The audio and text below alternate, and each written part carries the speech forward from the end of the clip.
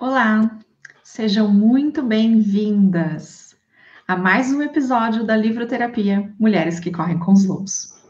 Já estamos chegando no fim. Hoje nós vamos para o penúltimo conto de todo o livro. Vamos começar com a análise de A Donzela Sem Mãos. Hoje será a primeira parte e na próxima quinta-feira a segunda parte. Como A Donzela Sem Mãos é um conto muito profundo, muito extenso, nós vamos analisá-los em duas etapas, ok? Então vamos começar, né? Eu vou ler primeiro a história, como sempre faço por aqui, e na sequência a gente faz um mergulho em toda a explicação que a Clarissa traz para a gente no livro, mas de uma forma bem mais leve, simples e direta, que permite que todas compreendam com maior facilidade. Então vamos lá, gente. Quem tem o livro aí pode acompanhar, ler também aí no seu, tá? Então vamos com A Donzela Sem Mãos. Era uma vez, há alguns dias, um homem que ficava na estrada e que ainda possuía uma pedra enorme de fazer farinha, com a qual moía o cereal da aldeia. Esse moleiro estava passando por dificuldades e não lhe restava nada além da enorme pedra de moinho num barracão e da grande macieira florida atrás da construção. Um dia, quando ele entrava na floresta com seu machado de gume de prata para cortar lenha, um velho estranho surgiu de trás de uma árvore. Não há necessidade de você se torturar cortando lenha, disse o velho em tom engambelador. Posso adorná-lo de riquezas se você quiser me dar o que está atrás do seu moinho. O que está atrás do meu moinho, a não ser a macieira florida? Perguntou-se o moleiro, concordando então com a proposta do velho. Dentro de 3 anos virei buscar o que é meu, disse o estranho, rindo a socapa, e foi embora a mancar, desaparecendo por entre os troncos das árvores. O moleiro encontrou sua mulher no caminho. Ela havia saído correndo de dentro de casa com o avental voando e o cabelo desgrenhado. Marido, marido meu, quando bateu a hora, surgiu na nossa casa um relógio mais bonito? Nossas cadeiras rústicas foram trocadas por cadeiras enfeitadas de veludo. Nossa pobre despensa está repleta de carne de caça. Nossas arcas e baús transbordam de tão cheios. Diga-me, por favor, como isso aconteceu? E neste exato momento, anéis de ouro apareceram nos seus dedos e seu cabelo ficou puxado e preso num arco dourado. Ah, disse o moleiro, assombrado, enquanto seu próprio gibão passava a ser de cetim. Diante dos seus olhos, seus sapatos de madeira com um salto tão gasto que ele caminhava inclinado para trás, também se transformaram em sapatos finos. Bem, isso foi um desconhecido, disse ele ofegante. Deparei-me com um homem estranho com uma sobrecasaca escura na floresta. Ele me prometeu enorme fortuna se eu lhe desse o que está atrás do nosso moinho. Ora, mulher, claro que podemos plantar outra macieira, né? Ai, marido meu, lamentou-se a mulher, dando a impressão de ter recebido um golpe mortal. O homem de casaco escuro era o diabo. E o que está atrás do moinho é a árvore, sim. Mas nossa filha também está lá varrendo o quintal com a vassoura de salgueiro. E assim os pais foram cambaleando para casa, derramando lágrimas sobre seus belos trajes. A filha permaneceu sem se casar durante 3 anos e tinha o temperamento como das primeiras maçãs doces da primavera. No dia em que o diabo veio apanhá-la, ela se banhou, pôs um vestido branco e ficou parada num círculo de giz que ela mesma traçara à sua volta. Quando o diabo estendeu a mão para agarrá-la, uma força invisível o lançou do outro lado do quintal. Ela não pode mais se banhar, berrou ele. Ou não vou conseguir me aproximar dela? Os pais ficaram apavorados e algumas semanas se passaram em que ela não se banhou até que seu cabelo ficou emaranhado. suas unhas negras, sua pele acinzentada, suas roupas encardidas e duras de sujeira. Então, a donzela, a cada dia mais parecida com o animal, surgiu mais uma vez o diabo. No entanto, a menina chorou e suas lágrimas escorreram pelas mãos e pelos braços. Agora, suas mãos e seus braços estavam alvíssimos e limpos. O diabo ficou furioso. Cortem-lhe fora as mãos, do contrário, não vou poder me aproximar dela. Você quer que eu corte as mãos da minha própria filha? Perguntou o pai horrorizado. Tudo aqui irá morrer, berrou o diabo. Você, sua mulher e todos os campos até onde sua vista alcance. O pai ficou tão apavorado que obedeceu e, pedindo perdão à filha, começou a afiar seu machado de gume de prata. A filha conformou-se. Sou sua filha, faça o que deve fazer. E foi o que ele fez. No final, ninguém poderia dizer quem gritou mais alto, a filha ou o pai. Terminou assim a vida da menina, da forma que ela conhecia. Quando o diabo voltou, a menina havia chorado tanto que os tocos que restavam de seus braços estavam novamente limpos. E o diabo foi mais uma vez atirado para o outro lado do quintal quando tentou agarrá-la. Lançando maldições que provocavam pequenos incêndios na floresta, ele desapareceu para sempre, pois havia perdido todo o direito a ela. O pai havia envelhecido 100 anos e sua esposa também. Como autênticos habitantes da floresta, eles continuaram como podiam. O velho pai fez a oferta de manter a filha num castelo de imensa beleza e riqueza pelo resto da vida.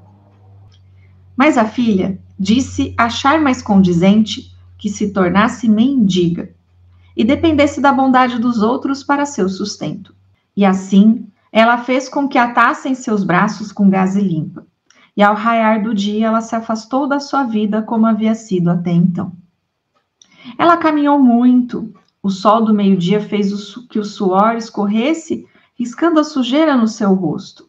O vento desgrenhou tanto seu cabelo, até que ele mais parecia um ninho de cegonha com gravetos enfiados de qualquer jeito. No meio da noite, ela chegou a um pomar real, onde a lua fazia reluzir os frutos nas árvores. Ela não podia entrar, já que o pomar era cercado por um fosso. Caiu então de joelhos, pois estava faminta. Um espírito etéreo vestido de branco surgiu e fechou a comporta para esvaziar o fosso. A donzela caminhou por entre as pereiras, sabendo que, de algum modo, que cada fruto perfeito havia sido contado e anotado, e que eles eram também vigiados. Mesmo assim, um ramo curvou-se bem baixo para que ela o alcançasse, fazendo o galho estalar. Ela tocou a pele dourada da pera com os lábios e comeu ali em pé ao luar, com os braços atados em gaze, os cabelos desgrenhados, parecendo uma mulher de lama, a donzela sem mãos. O jardineiro viu tudo, mas reconheceu a magia do espírito que protegia a donzela e não se intrometeu. Quando ela acabou de comer aquela única pera, ela se retirou atravessando o fosso e foi dormir no abrigo do bosque.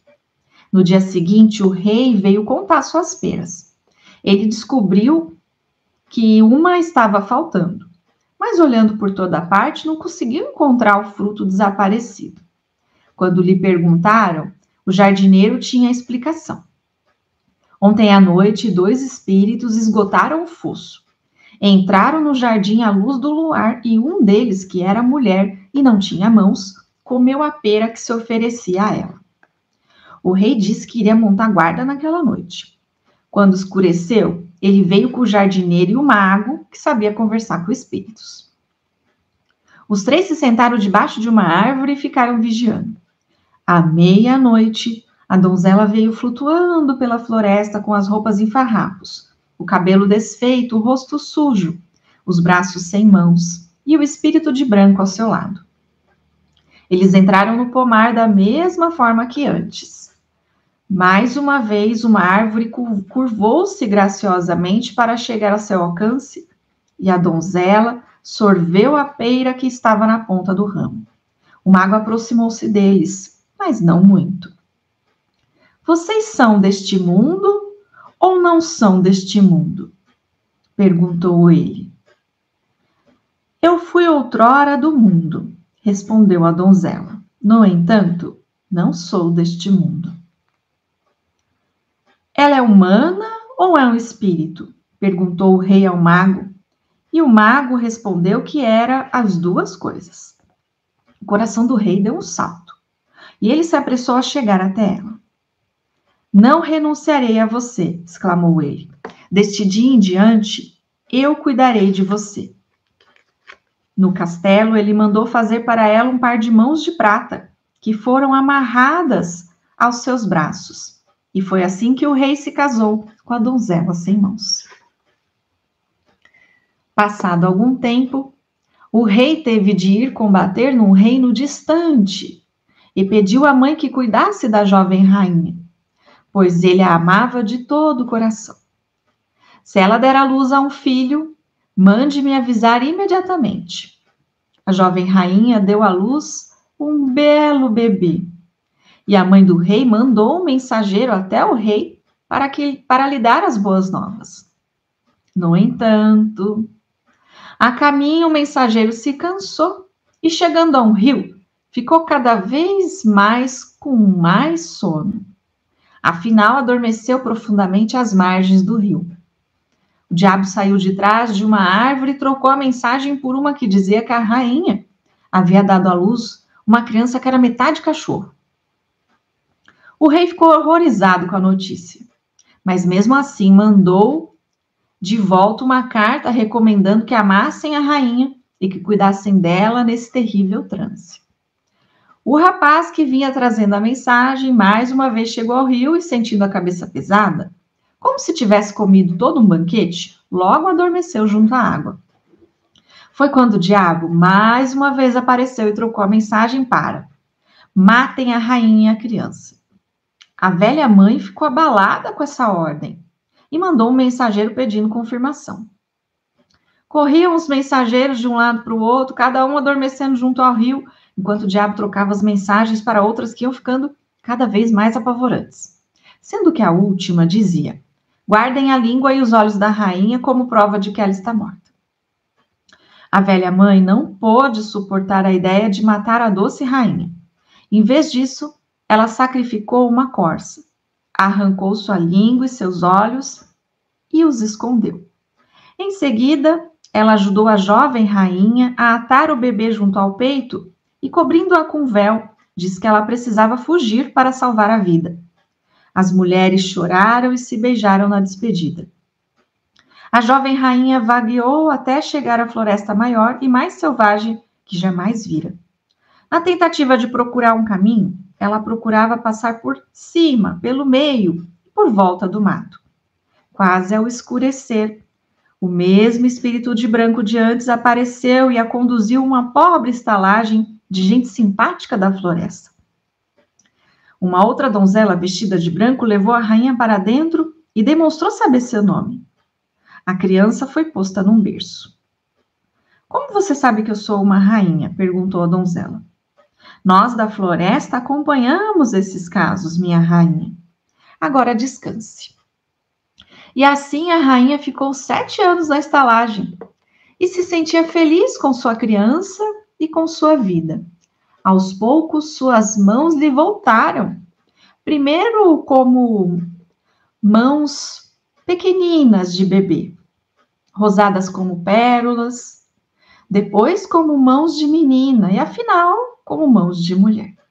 Enquanto isso, o rei voltou da guerra e sua velha mãe se lamentou com ele. Por que você quis que eu matasse 2 inocentes? Perguntou ela, mostrando-lhe os olhos e a língua da corça. Ao ouvir a terrível história, o rei cambaleou e caiu a chorar inconsolável. A mãe viu sua dor e contou que os olhos e a língua eram de uma corça e que ela havia mandado a rainha e o filho fugir pela floresta dentro. O rei jurou não mais comer nem beber e viajar até onde o céu continuasse azul para encontrar os dois. Ele procurou por 7 anos a fio. Suas mãos ficaram negras, sua barba de um marrom semelhante ao do musgo, seus olhos avermelhados e ressecados. Todo esse tempo ele não comeu nem bebeu nada, mas uma força maior do que ele o ajudou a se manter vivo. Afinal, ele chegou à estalagem mantida pelo povo da floresta. A mulher de branco convidou-o ao entrar, e ele se deitou de tão cansado. A mulher colocou um véu sobre o rosto dele e ele adormeceu. Quando ele chegou à respiração do sono mais profundo, o véu se enfunou e escorregou aos poucos do seu rosto. Ao despertar, ele encontrou uma linda mulher e uma bela criança que o contemplavam. Sou sua esposa, e este é seu filho. O rei queria acreditar, mas via que a donzela tinha mãos. Com todas as minhas aflições e com meus bons cuidados, minhas mãos voltaram a crescer, disse a donzela. E a mulher de branco trouxe as mãos de prata que estavam guardadas como um tesouro numa arca. O rei ergueu-se e abraçou a mulher e o filho. E naquele dia, houve uma alegria imensa na floresta. Todos os espíritos e os ocupantes da estalagem fizeram um belo banquete. Depois, o rei, a rainha e o filho voltaram para a velha mãe. Realizaram o segundo casamento e tiveram muitos outros filhos. Todos os quais contaram essa história para outros 100, que contaram essa história para outros 100. Exatamente como vocês fazem parte dos outros 100, a quem eu a estou contando. Que história linda, profunda, a mais longa que lemos até agora, né, em Mulheres que Correm com os Lobos, e vai ser a mais longa de todas. Por isso que até a análise está dividida em 2 partes. Então, vamos para a primeira parte, né? Vamos lá, vamos começar esse mergulho, né, em A Donzela Sem Mãos. Gente, então vamos começar, né, esse mergulho. É o nosso 14º encontro, e o capítulo 14 também. La Selva Subterrânea, iniciação na floresta subterrânea. E essa, gente, é a parte 1. Quinta-feira que vem tem a parte 2. A Donzela Sem Mãos é uma dessas histórias especiais sobre a vida toda de uma mulher. Não apenas uma tarefa, mas a iniciação feminina através do rito da resistência. Resistir não é continuar sem interrupções, não é isso. Mas sim endurecer, tornar-se firme, robusto, fortalecer na jornada. Esta é a profunda experiência feminina no anseio da mulher selvagem. A busca por algo mais antigo que nós. A grande mãe selvagem, aquela que fortalece seus rebentos, tornando-os fortes, resistentes e poderosos. Gente, essa história, ela abarca todas as fases da iniciação de uma mulher, da vida inteira da mulher, né? Toda a descida no mundo subterrâneo, o processo da subida. Mas hoje aqui nós vamos mergulhar até a descida completa. E no próximo encontro, que vai ser na quinta-feira que vem, nós vamos fazer o processo da subida completa, tá bom? Então, vamos lá. Então, começando com o primeiro estágio, o pacto sem conhecimento. Gente, ali na história já começa, né? Ai, o pacto infeliz. O moleiro vulnerável e ambicioso faz um pacto com o diabo. Pensava estar dando a macieira, mas na realidade entregou sua filha. O que isso quer dizer para a nossa vida, né? Qual é esse nosso pacto infeliz que em algum momento da vida todas nós fazemos, né? Quando nos privamos da vida de conhecimento profundo em troca de uma vida frágil. Assim, abandonamos a intuição, a sabedoria por um conforto superficial. Gente, o que isso quer dizer, né? Quando é que a gente faz esse pacto infeliz? É quando nós não nos dedicamos ao conhecimento da nossa vida. Nós não nos dedicamos a nos conhecer. Parece que é trabalhoso, é difícil, a gente não se dedica e segue a vida ali na superficialidade, né? Naquele modo, deixando a vida nos levar, deixando outras pessoas tomarem decisões importantes, seguindo muito mais o fluxo, né? Ah, vamos ali, tá todo mundo fazendo assim, vamos fazer também. E tudo isso é um modo superficial e uma vida frágil, que vai, com toda certeza, nos colocar nessa situação do pacto infeliz. Ter uma vida harmoniosa, plena, feliz, implica em nos conhecer, tá? Implica em saber quem nós somos, conhecer a nossa natureza profunda, para tomarmos as decisões baseadas na nossa intuição. Mas fazer tudo isso nem é tão simples assim. Por quê? Porque hoje, né, nós crescemos, a maioria de nós, dentro de uma sociedade patriarcal que foi minando qualquer ensinamento que antes era transmitido às mulheres justamente com essa finalidade, né? De desenvolvimento da nossa intuição, de conexão com a nossa mulher selvagem, né? Com esse intuito de execução da nossa iniciação, né? Desse processo da iniciação da mulher.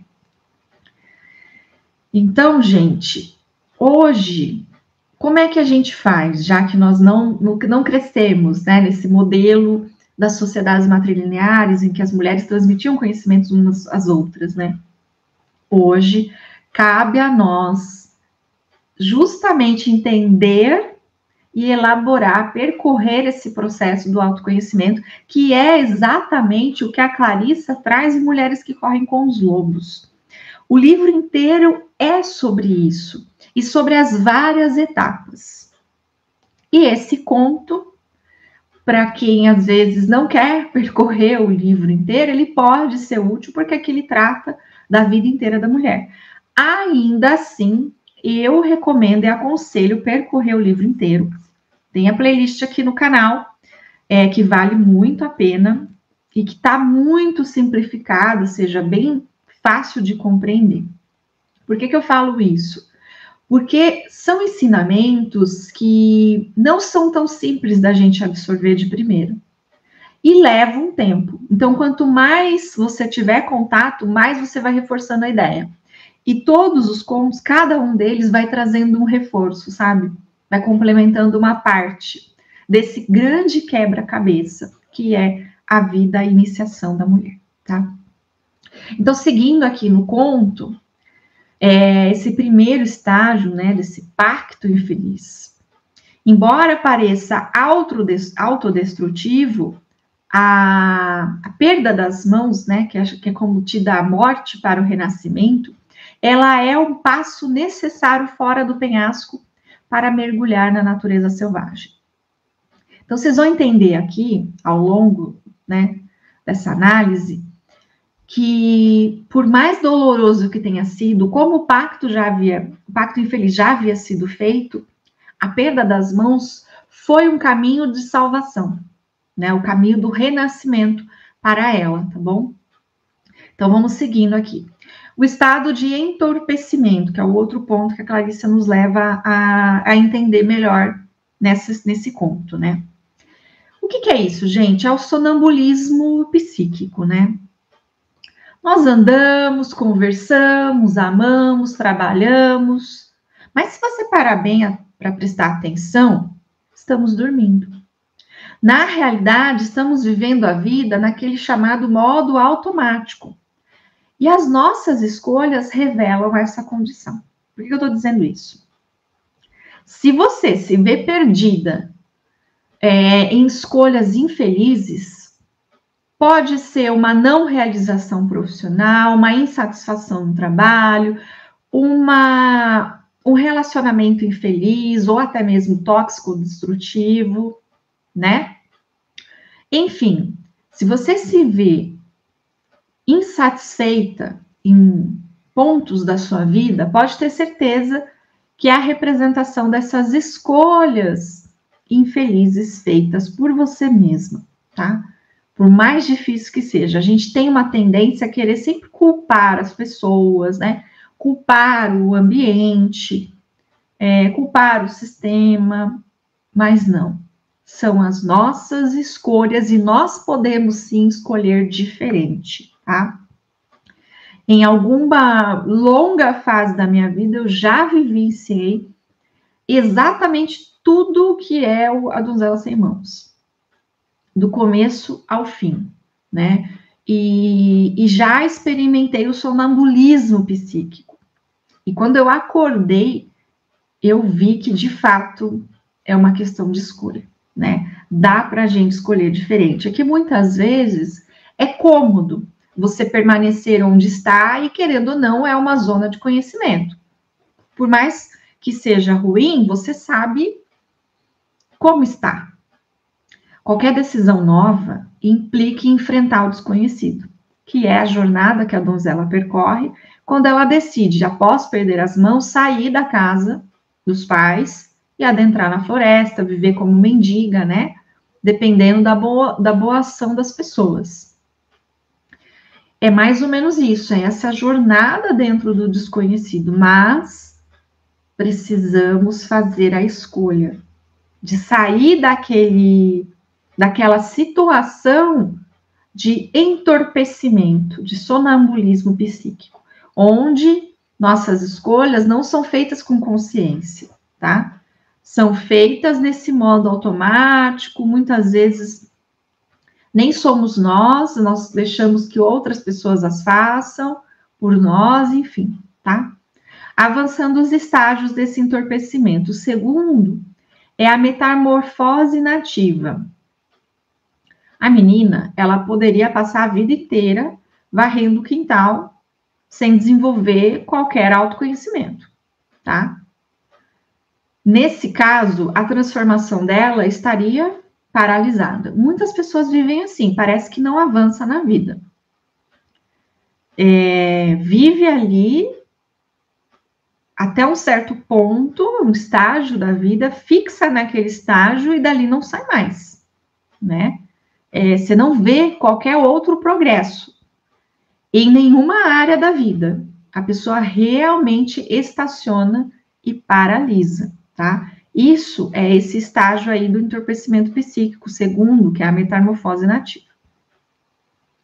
O terceiro estágio, o pai subdesenvolvido, né? O que aconteceu na história da donzela sem mãos? O pai, que é o elemento que deveria nos alertar, claramente não está desenvolvido. Por isso, o pacto infeliz acontece. Quem é esse nosso pai da psique, né? É o masculino dentro de nós, que precisa estar desenvolvido, porque é o masculino que nos protege, que nos defende, né? Que percebe ali o perigo e que vai se armar para nos proteger, ok? Então, é claro que o pacto infeliz, quando acontece na vida da mulher, é porque esse pai psíquico, esse masculino, está subdesenvolvido. O quarto ponto é a traição necessária, né? O nosso feminino imaturo, ou seja, o feminino não desenvolvido, ele vai nos trair. Mas essa traição é o primeiro passo vacilante num longo processo iniciático. Às vezes, esse processo da traição é até o lado positivo, porque muita gente se fixa na metamorfose nativa e não sai dali, vive a vida naquela inércia, né? Sem progresso. Mas quando acontece o quarto estágio, é a chance que a mulher tem de fazer o mergulho no processo iniciático, descer no submundo, se transformar e ressurgir transformada, né, com uma vida nova. Então, nós vamos percorrer esses estágios todos aqui e vai ficar cada vez mais claro como é que isso acontece dentro da iniciação na vida da mulher. Na selva subterrânea, gente, a perda da inocência da mulher é considerada um rito de passagem. E ela é aplaudida por agora poder ver com mais clareza. Eu gosto muito dos ritos de passagem, tem vídeo meu aqui no canal falando sobre isso, tá? Confere na playlist Ensinamentos da Mulher Selvagem. De geração em geração, Ensinamentos da Mulher Selvagem, que tem lá ritos de passagem. Esses ritos, eles eram comuns nas sociedades matrilineares, né? E se mantiveram por muito tempo, e ainda acredito que talvez algumas tribos ainda tenham, né? As tribos indígenas, elas faziam bastante o rito de passagem. E os ritos, gente, eles vão representando exatamente isso. A fechada de ciclos, né? A perda da inocência. A mulher deixa de ser menina, passa a transição, vai se tornar mulher. E lógico, quando você se torna mulher, você não tem mais as características de criança, né? A inocência, a ingenuidade, a falta de percepção, né? Do mal, né? Não dá mais para ter tudo isso.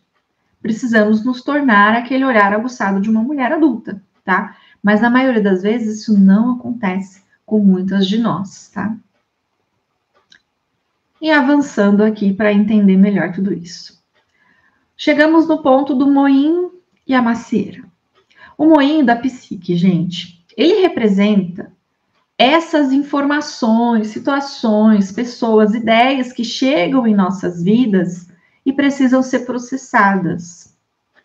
É quando conseguimos separar o joio do trigo, entender o que é ruim do que é bom. Se o moleiro da nossa psique não está bem, teremos problema na vida criativa, ou seja, aquele pai subdesenvolvido, né? Esse moleiro da nossa psique. Nós não vamos perceber o perigo, seja informações e situações, pessoas e ideias, tá? A macieira florida, ela simboliza o feminino fecundo, que precisa de tempo e de estações para amadurecer. Então, todas nós, quando a gente começa ali menininha, quando a menina tem a menarca, que é a primeira menstruação, é o início desse feminino fecundo, que é essa macieira florida. Mas, gente, essa macieira precisa de tempo e estações para amadurecer. Acontece que muitas vezes nós atropelamos, aceleramos, né? Ou pensamos que estamos acelerando o desenvolvimento dessa macieira florida. E, de fato, se uma maçã é colhida cedo demais, ela é ácida. Mas se esperamos o tempo certo para colher a maçã, ela será doce. Do mesmo modo, gente, é a nossa psique e seus frutos, tá? Quando a gente tenta colher esse feminino cedo demais, não permitimos que ele se desenvolva, nós vamos sofrer, né? Porque iremos colher os frutos que ainda não amadureceram dentro da nossa psique. Como é que a gente chega nessas coisas, né? Excessos ou submissão nos levam a isso também.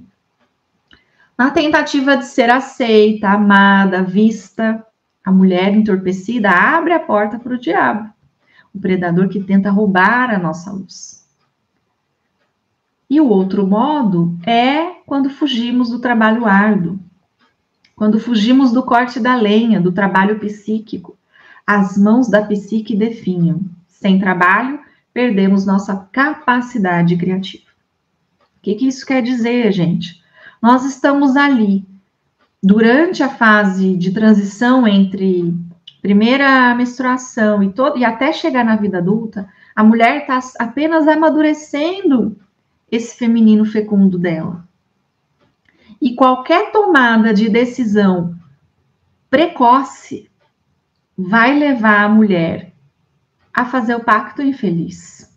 Por quê? Porque faltou o trabalho árduo. Esse período, gente, é para nos dedicarmos ao trabalho árduo, ao corte da lenha, que é esse trabalho psíquico, de nos conhecermos, desenvolvermos os nossos raciocínios acerca da vida, acerca de informações, situações, pessoas, ideias, quem nós somos, né? É um movimento de entender o que eu deixo para trás e o que eu levo comigo. Não é hora de tomar decisões precipitadas, precoces, antes da hora. É cedo demais para colher as maçãs. É cedo demais. Precisamos esperar o momento certo. Vamos amadurecer primeiro. Mas a maioria das vezes isso não acontece, né? E aí nós chegamos no segundo estágio, que é a mutilação. O resultado do pacto infeliz. As lágrimas simbolizam proteção e cura. Isso é muito importante. Guarde essa informação. Quando as mulheres choram sem parar, estão se purificando dos pactos infelizes e mantendo o predador afastado, tá? Então, gente, quando a gente começa a perceber o pacto infeliz, a mutilação, chora, porque isso vai ajudar você a manter esse predador afastado, a ir purificando você desses pactos infelizes, tá? Nos ajuda. Mas precisamos perceber através do autoconhecimento. É a jornada, não tem outro jeito, né? Quando fizemos o pacto infeliz. Melhor é quando a gente espera a macieira amadurecer, né? Passar as várias estações para colher uma maçã doce, né? Mas quando a gente não faz esse trabalho árduo, não espera, acaba de termos aí que colher os resultados do pacto infeliz. Então, a donzela, gente, ela se purifica através do banho, do vestido branco, do círculo de giz e das lágrimas. Tudo isso mostra ali a proteção, né? Mas ainda assim não é suficiente, porque você vê, né? O diabo tenta tocar ela, ele não consegue pegar ela, mas ele ainda está fazendo estrago na vida dela. E aí chega o ponto do sacrifício, né? Ainda entorpecida, ela cede ao predador e ao pai apavorado. E suas mãos são mutiladas. Gente, o que é perder as mãos? Nós vimos das sapatinhos vermelhos que ela perde os pés, né? Aqui, a donzela sem mãos perde as mãos. Perde a capacidade de aprender, de segurar e de ajudar. Nossa, coisa dolorosa. E aí, então, gente, a descida se torna necessária como meio dela sair disso tudo. A vida não pode continuar assim. Ocorre, então, a descida à selva subterrânea, onde elementos da psique poderão ajudá-la e curá-la. Todo mundo que é mutilado desce à selva subterrânea? Infelizmente não, tá? Porque vai depender muito da pessoa perceber que ela pode fazer esse movimento, tá? Tem pessoas que são, de alguma maneira, acordadas pela sua psique através da dor. E aí elas fazem a descida. Mas nem todo mundo. Então, estar aqui recebendo esse conhecimento, se conectar com esse livro maravilhoso, que é Mulheres que Correm com os Lobos, ajuda muito todas nós mulheres a percebermos, será que não paramos no sacrifício? Se a gente parou, melhor fazer a descida, tá? Porque é o único caminho para a gente descer, curar o que precisa ser curado e ressurgir renovada, onde as mãos voltarão a crescer. Aí vamos seguindo aqui, né? E aí chega o terceiro estágio, então. Ela perdeu as mãos e o que ela faz? Não vou continuar aqui. O pai até oferece para ela, te dou um castelo, né? Mas não, ela resolve deixar o passado. Olha que coisa importante, olha uma lição importante. Quem está preso no ponto da mutilação, do sacrifício, não está deixando o passado. Está ali preso, agarrado, em lamentar a dor do que aconteceu, ou até do que está acontecendo ainda, porque pode ser que está vivendo ainda a mesma dor, tá? Então, a donzela mutilada, ela decide deixar a vida antiga. Esse é o primeiro passo, gente, para ela começar essa descida. Primeiro, ela... Tchau, passado. Aconteceu, aconteceu, mas agora eu vou fazer diferente. E aí ela perambula rumo a uma nova vida. Os pais até tentam que ela fique, né? Lembra? Oferecendo um castelo, uma vida de riqueza. Gente, isso aí é a gaiola dourada, tá? Não é real. Uma liberdade falsa construída para te iludir. Isso não é viver a sua vida. E você vai perder uma série de coisas grandiosas que você pode encontrar se você fizer o caminho, iniciar a descida para o mundo subterrâneo. Então, aí se inicia a conexão da donzela com o arquétipo do andarilho. Exilada da família feliz, né? Ela não mais sente que faz parte da vida que rodopia à sua volta e tudo perde sentido. Ou seja, ela entende que tudo aquilo que está na volta dela, as situações, o ambiente, as pessoas, as escolhas, nada daquilo tem sentido para ela mais. E ela vai buscar algo novo. Por quê? Porque ela tem uma nova fome. O que antes a fascinava não a interessa mais. O apetite dela mudou e agora ela está faminta por uma vida nova. E é justamente a caminho dessa vida nova que ela vai percorrer, né? Que ela vai iniciar. E aí, quem que é esse espírito de branco que começa a caminhar com ela? Porque de verdade surge uma espécie de espírito de branco que caminha com a mulher nessa fase. Eu falo porque eu vivenciei algo assim, gente, surreal. É uma força espiritual que nos ampara nos momentos mais difíceis. Nunca estamos sós. Mas, gente, tem que deixar o passado. Tem que fazer uma escolha, tem que tomar uma decisão de ser esse andarilho, né? No bom sentido, tô falando a parte luz do arquétipo, de sair daquele meio tóxico e ir buscar uma fome nova. Tem que ter essa decisão. Tomar essa decisão traz essa força espiritual que nos ampara durante essa jornada, tá? Esse espírito de branco, ele garante que a donzela receba o alimento da alma. A alma dela vai ser nutrida. Ela se nutre do fruto da água e da semente do trabalho nas florestas do mundo inteiro profundo. E aí surge no conto a pereira, né? Que curva-se para dar seu fruto à donzela. Essa seiva da mãe é a da regeneração.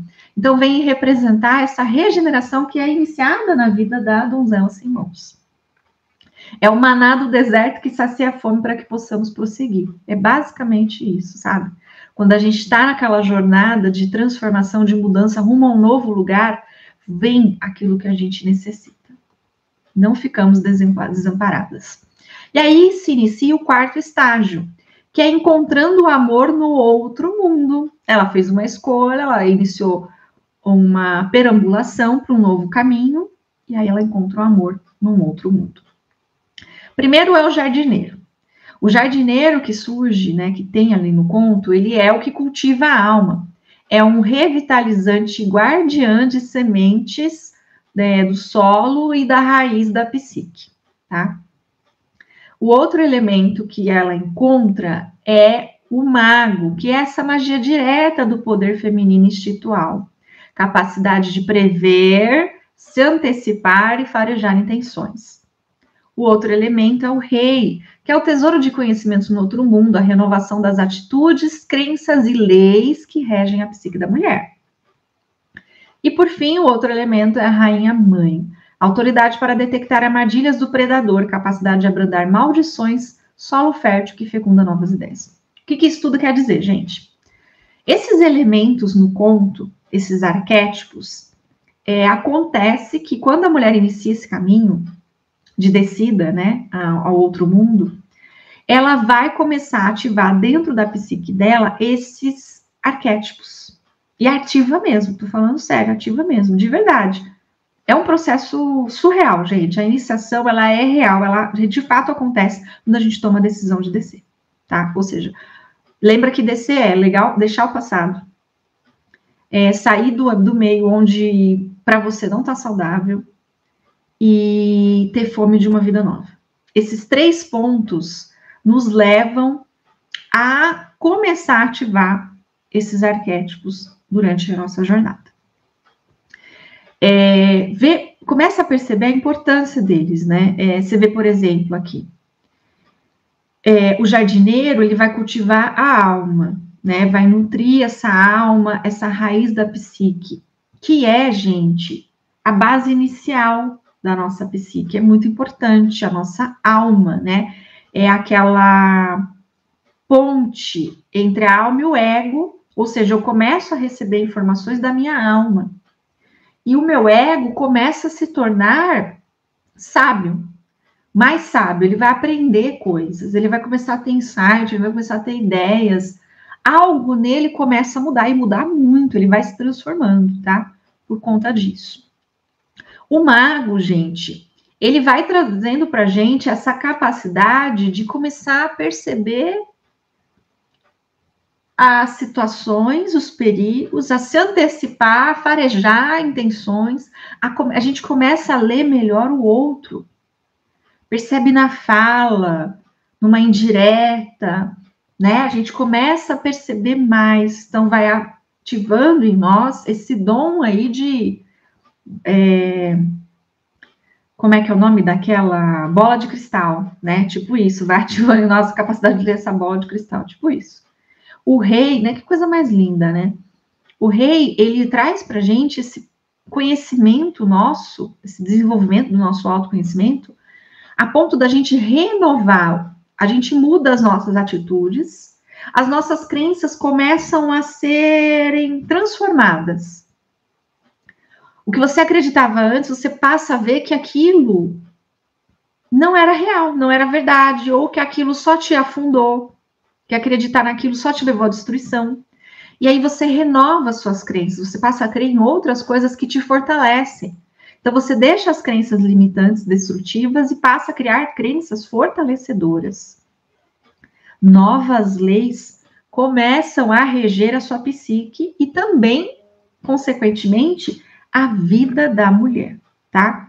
E essa rainha mãe, né, vem aí para trazer essa capacidade nossa gigantesca de abrandar maldições. Isso é lindo, gente. É a capacidade de perceber as armadilhas do predador, reconhecer o predador e fecundar novas ideias, porque é a mãe rainha. É lindo isso, gente. A rainha e mãe, que ela vai se tornando, né? Então, o que é o fosso venenoso, né? Representa um rio para os mortos. Então, o espírito de branco, ele esvazia o fosso para que a donzela possa passar entre o pomar sem cair no sono letárgico, né? Para que ela não seja envenenada pelo rio das emoções dolorosas.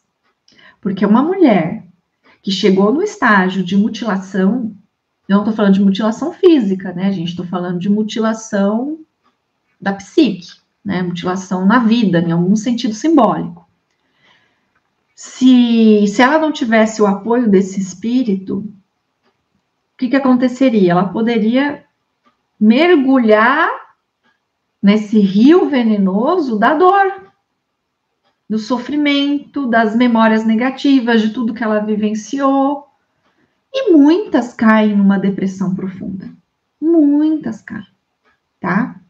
Por quê? Porque às vezes não está devidamente amparada nesse estágio tão necessário e tão importante. E como é que a gente se ampara, gente? Os 3 estágios iniciais, lembrando de novo, precisamos decidir soltar o passado, deixar ele realmente para trás. E quando a gente deixa o passado para trás, isso implica mudança de atitudes, mudança de ambiente e mudança de pessoas na nossa vida. Precisa acontecer isso. Não adianta você falar, eu escolhi deixar o passado para trás, mas as mesmas pessoas, os mesmos ambientes e as mesmas situações continuam acontecendo na sua vida. Você pode cair nesse fosso venenoso. Porque é uma ilusão, é um sono letárgico, vai te levar para uma depressão, tá? E o que mais? Ter fome de vida nova. tem que ansiar uma vida nova, começar a desejar uma vida nova e não ficar assim, só lembrando do sofrimento, porque isso é ficar no passado. Só ficar lamentando o que você sofreu. Tem que ter fome de vida nova. Começar a ver uma vida nova na sua frente. Se não passar esses 3 pontos que eu falei, pode cair num fosso venenoso. A missão: passar pela terra dos mortos estando viva. Que coisa linda, gente. Porque esse mergulho no submundo, ele é a terra dos mortos, né? Lembra dos ciclos da vida, morte e vida que a gente viu na Mulher Esqueleto? É isso, gente. Passar por eles estando viva, gerando consciência desperta para deixar morrer somente o que precisa. Porque se a mulher cai no fosso venenoso, gente, entra no sono letárgico, depressão, isso aqui, ó, começa a morrer o que não deveria. E o que tem que morrer mesmo não morre. Porque a pessoa fica só revivendo a dor, revivendo a dor, revivendo a dor. Caramba, a sua vida mesmo, a vida nova, tudo de novo que pode acontecer, tá morrendo. E o que deveria morrer, que já aconteceu, que já foi, permanece vivendo e destruindo, sugando, definhando, deteriorando aquela mulher, tá? Bem profundo, né, gente? E o que é esses 2 mundos, né? Porque aí você tá percorrendo entre 2 mundos, ou seja, é a viva no mundo dos mortos. Coisa mais bonita, eu acho fascinante isso. Quem acompanha História Terapia das Deusas Gregas, quem acompanhou, tem Perséfone. É no 4º episódio, confere que eu acho fabuloso. Eu, assim, me conecto muito com Perséfone. E ela é exatamente essa mulher que percorre o submundo, que vive nos 2 mundos. Isso é tão poderoso e tão importante para todas nós. Vai lá conhecer Perséfone, porque eu ensino como você pode trabalhar a ativação do arquétipo dela na sua vida, tá? Confere lá na minha playlist História Terapia das Deusas Gregas, ok? Então vamos seguindo aqui. Então, gente, os 2 mundos, né? É o mundo dos mortos, que é esse mundo exterior da ação, da materialidade. Quer dizer, o mundo dos vivos, falei errado, o mundo dos vivos, que é esse mundo exterior da ação, da materialidade. E o mundo dos mortos, gente. O que é o mundo dos mortos? É o nosso mundo interior. O mundo da transformação, dos mistérios, aquele mundo oculto, que a gente não vê, mas sabe que ele está ali. E que se comunica com a gente. A vida, morte e vida, é a capacidade de fluir pelo ciclo natural, o caminho para a mulher selvagem. Nós só nos encontramos, ativamos e incorporamos a mulher selvagem somente quando a gente percorre o ciclo da vida, morte e vida, que é caminhar viva no mundo dos mortos, tá? Nesse mundo interior, nesse mundo dos mistérios, nesse mundo das nossas dores. Fazer esse mergulho, gente, ele é, assim, um mix de dor e satisfação ao mesmo tempo. Porque, ao mesmo tempo que dói você descobrir a raiz daquela dor, dá uma satisfação por causa do alívio, que é você saber agora de onde vem. E poder soltar aquilo com consciência. Sabe? Porque agora você se conhece, agora você entende por que você caiu naquela situação, por que você fez aquele pacto infeliz, por que você chegou na mutilação. Você entende o que te levou àquilo, o que faltou em você. E aí, ao mesmo tempo que dói, gera um alívio. Fala, caramba, agora eu sei. E agora que eu sei, eu escolho mudar, escolho fazer diferente. Eu solto e eu vou trazer para mim aquilo que eu não tinha, o que faltou lá atrás. Para que eu não caia mais nas mesmas armadilhas. A mulher nesse processo, gente, ela precisa ser dos 2 mundos. Somente assim, aprendendo a transitar entre eles, ela viverá uma vida saudável e plena. Pertencer somente a um dos mundos pode nos tornar excessivamente passivas ou agressivas, apáticas ou reativas. A pessoa que é muito só do mundo da materialidade, ela vai ser agressiva, reativa, uma pessoa impulsiva. E a pessoa que é muito só do mundo dos mortos, o mundo interno, ela vai ser apática. Ela vai ser uma pessoa submissa, passiva, que parece que não reage à vida, parece que não está aqui. Entendeu? Temos que tomar cuidado, né? As 2 peras. Ao comer das 2 peras, a donzela prova o fruto dos segredos da vida e da morte. E começa a aprender sobre os seus ciclos. E como é que a gente encontra essa pera, gente? É mergulhando nos mistérios do feminino, porque o feminino... o feminino cheio de mistérios, gente. O masculino é esse mundo externo, que é ação, é trabalho, né? É materializar, é fazer, é agir, é movimentar-se, é raciocinar, é aprender, é calcular. Esse é o mundo masculino. E o que é o mundo feminino? É o interno. É se conhecer, olhar para dentro de você, é se conectar com a natureza, é perceber que você está conectada aos ciclos da Terra, às estações do ano, às fases da Lua. Tem um mistério aí, gente. Não olhe para isso com preconceito, porque a sociedade patriarcal traz um preconceito, né? Como se a mulher tivesse viajando na maionese ao achar que ela está conectada com as fases da Lua. Pelo amor de Deus, gente, isso aqui não é misticismo, tá? Isso são os mistérios do feminino que são trazidos, inclusive, pela psicologia junguiana. É que a sociedade patriarcal, ela tenta até distorcer o misticismo, né? Trazer uma imagem, isso aí é balela, é mentira, é enganação. De fato, tem pessoas bem charlatãs, né, que tentam usar dos mistérios, mas não tá usando nada, tá só mentindo, tá só enganando, tem um mesmo. Mas eu tô falando dos mistérios que nós encontramos na nossa própria conexão, quando a gente estabelece essas conexões, tá? Nós começamos a entender, a aprender, a fluir com as estações do ano. Isso é encontrar a pera, precisamos encontrar a pera. E aí vem esse saciar a fome criativa. Enquanto a gente não encontra a pera, a gente está ali perambulando no mundo dos mortos, né? Viva, e a gente está só aprendendo, absorvendo conhecimento, tá? Aprendendo a transitar. Num dado momento a gente encontra a pera. E aí sacia a nossa fome. E como é que a gente pode fazer esse movimento de saciar a fome, né? O que nos ajuda? Escrever. Escrever mesmo sobre nós. Fazer um diário. O que você sente, suas emoções. Cartas para você do passado. Cartas para situações que você deixou para trás. Isso tudo é importante, é poderoso. Pintar, esculpir, tecer, dizer o que pensamos. Não ficar só guardando para nós. Mas esse dizer o que pensamos, gente, não é no intuito de ser uma pessoa agressiva, ofensiva que só taca pedra nos outros, não é isso, tá? Defender posições, aprender ideias, esperanças e criações. Tudo isso ajuda a saciar a fome criativa. E aí vem o casamento com o rei, que simboliza que ela aceitou a sua descida e jornada. Ocorre, então, uma união com elementos desconhecidos da sua psique para que ela se fortaleça. Então, ferramentas que ainda estavam inativas na psique dela começam a se ativar. E aí vem as mãos de prata que o rei faz para ela, manda fazer para ela, né? Investida com talentos das mãos espirituais, o dom do toque da curandeira da ferida e a capacidade de ver no escuro. Então, ela ganha essas mãos de prata, que vai trazer para ela esse dom de se recuperar, de se curar, né? E essa capacidade de começar a enxergar lá no submundo. Olha que coisa mais magnífica. Aqui está completo o trabalho da descida da donzela.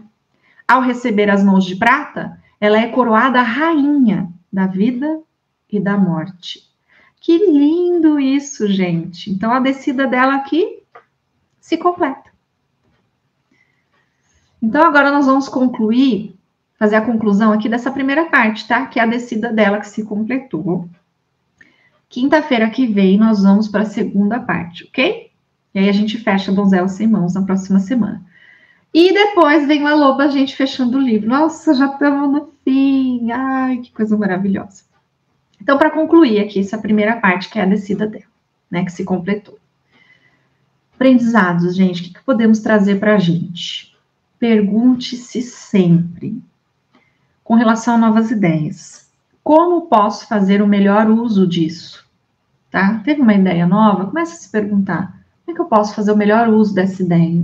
Né? Onde ela traz valor para a minha vida, né? O que acontece se eu executá-la e o que acontece se eu não executá-la. Importante a gente começar a desenvolver esse lado nosso de se perguntar, porque a gente vai raciocinando dentro do nosso mundo interior, a gente vai fazendo uma conversa, um diálogo com a nossa alma. Quanto mais a gente vai fazendo essas perguntas, tá? Vai desenvolvendo essa habilidade de dialogar com a alma. Com relação a novas pessoas, como posso saber as reais intenções dessa pessoa e me proteger? Tá? Importante. Conheceu alguém novo, ou alguma pessoa que, mesmo que não é nova, de repente do nada resolveu se aproximar, alguém que era mais distante. A gente às vezes pode, né, ter que desconfiar, não basta confiar em tudo, tá? Começa a se perguntar. Não vai fechar logo de uma vez a porta, mas assim, se pergunte. Como é que eu posso saber se essa aproximação é sincera, se é benéfica, ou se tem alguma coisa maléfica aí que eu preciso perceber? Faça esses diálogos internos, gente. É importante porque a gente vai ativando essa ponte entre a nossa alma e o nosso ego. O ego é a gente aqui, tá? Para conexão com o mundo externo. Quanto mais a gente faz esse diálogo interno, mais a gente fortalece essa ponte. Isso é essencial para a nossa vida. Novas situações. Como posso fazer o melhor uso dessa situação? Essa situação que surgiu, será que ela traz algo de bom? Ou ela pode trazer algo ruim que eu ainda não estou vendo? Vai se perguntando, dialogue. E você não vai ter todas as respostas de imediato, mas continue o diálogo, não desista dele. Uma hora você vai perceber que as respostas começam a chegar. Vem como insights, ideias, do nada vem. Vem às vezes até com uma explicação do porquê. É bem legal, tá? Mas tem que praticar. Segundo passo, continue o processo. Ainda que suas mãos tenham sido mutiladas, você poderá continuar. O resto da psique irá compensar essa perda, não desista. Faça os 3 movimentos essenciais que eu comentei bastante aqui nessa live de hoje e vou repetir. Largue o passado, solte ele, escolha soltar. Mude de ambiente, situações e pessoas. Precisa. Se você escolher soltar o passado, mas continuar com as mesmas pessoas que causaram a dor, no mesmo ambiente da dor, nas mesmas situações de dor, esquece, você não soltou o passado. Você está apenas se iludindo, tá? E tenha sede, aliás, fome de vida nova. Comece a pensar nessa vida nova que você quer e sinta a fome dela, a ponto de desejá-la intensamente, de desejá-la com sua força mais profunda, a ponto de se apaixonar por essa nova vida, mesmo que ela ainda não exista, mesmo que você não enxergue nenhuma pontinha dela. Comece a amar essa vida nova, porque isso é ter fome, é querer, é desejar ir atrás daquilo. Esse é o movimento. Terceiro, compreenda o ciclo. Em toda morte, há uma inutilidade que passa a ser útil quando descobrimos como nos recuperar. Eu sempre falo uma frase aqui, que eu gosto muito. Não há mal algum que não se possa extrair uma parcela de bem. É exatamente isso. Ocorreu uma situação trágica, que é essa morte simbólica, né? A sua mutilação, o seu sacrifício, enfim. Tem uma parcela de bem que pode ser extraída disso, que é justamente essa sua descida, essa transformação. É sair de vez dessa armadilha que você caiu, desse pacto infeliz. É a sua chance. Ai, mas é tão doloroso. É sua chance. Sai agora. Saia agora antes que seja tarde demais. Tá? O que precisa morrer para que nova vida possa nascer? Se pergunte isso. Será que tem que morrer crenças limitantes? Com toda certeza. Todas nós temos muitas crenças limitantes e elas precisam morrer. Velhos hábitos, padrões destrutivos, medos paralisantes, expectativas irreais. Tudo isso precisa morrer. Tá? Para a gente conseguir sair desse ciclo. Será que você não está presa ali em acreditar que mas essa situação um dia vai mudar? Mudar como? Você está fazendo alguma coisa para ela mudar?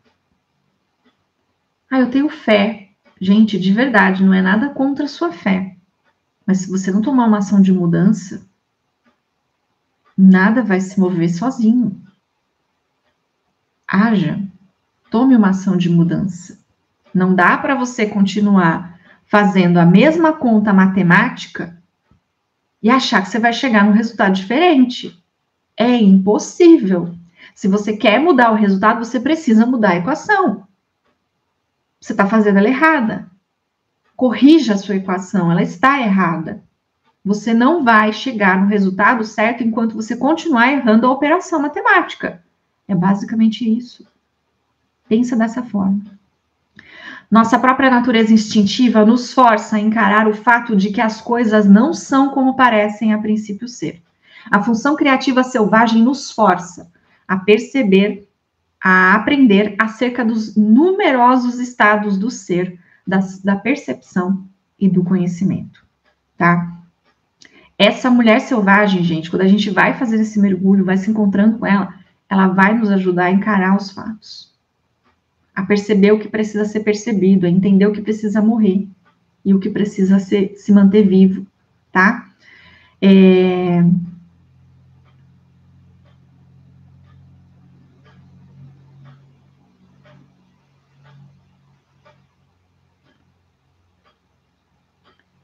comum, gente, que muitas crenças que a gente tem, elas são, na verdade, entorpecedoras, ilusórias.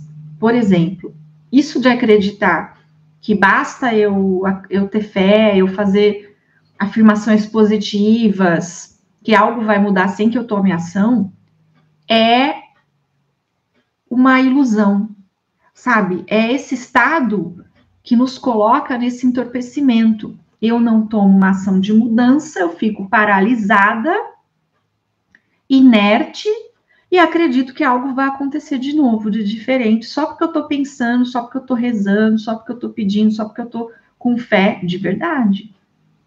Caramba, você tem que agir, você tem que tomar uma ação. As coisas não vão acontecer enquanto você ficar ali de braços cruzados, só esperando, achando que algo vai se mover sozinho e você não precisa se mover. Isso é uma ilusão criada para te manter no entorpecimento psíquico. Saia disso, tá? Isso pode te levar aí a perder-se na sua vida, ok? E é isso, gente. Assim a gente fecha essa primeira parte da Donzela Sem Mãos. Que lindo! Que fabuloso! Eu amei, e você? Gostou também? Deixa para mim aí nos comentários o que você achou dessa primeira parte da Donzela Sem Mãos. Confere na próxima quinta que nós teremos a segunda parte, tá? Eu conto com você para a gente seguir nessa jornada que já está chegando no fim. Nós já estamos no penúltimo conto e logo já vamos fechar com La Lupa. Minha gratidão por você estar aqui comigo. Curta esse vídeo, se você ainda não curtiu, deixa aí o seu like, deixa seu comentário, quero saber o que você achou. Se inscreva no canal se ainda não está inscrito e compartilha. Manda para suas amigas, manda para todas as mulheres que você conhece, porque de verdade, gente, os conhecimentos que são trazidos aqui neste canal, eles despertam a consciência do feminino e podem transformar a vida da mulher. Ok? Eu vou ficando por aqui, a gente se encontra na próxima quinta-feira. Um grande beijo, uma excelente semana para você e até mais!